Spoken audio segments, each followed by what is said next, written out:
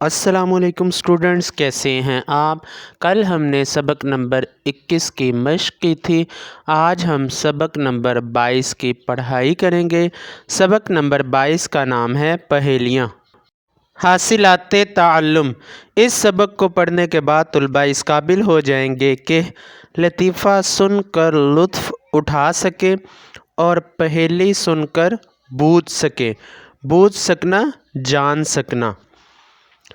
پہیلیاں پڑھ یا سن کر دوسروں کو بھی سنا سکیں۔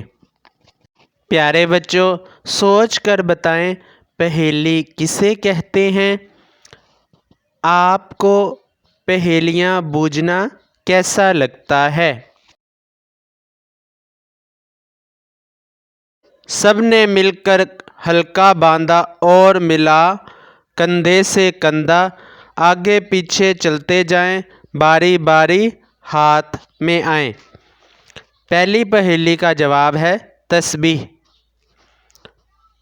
پہیلی نمبر 2، بہت بڑا سا ایک پیالہ، جیسے کوئی کمرہ گول، ختم نہ ہوگا اس کا پانی، پیتے جاؤ ڈول کے ڈول۔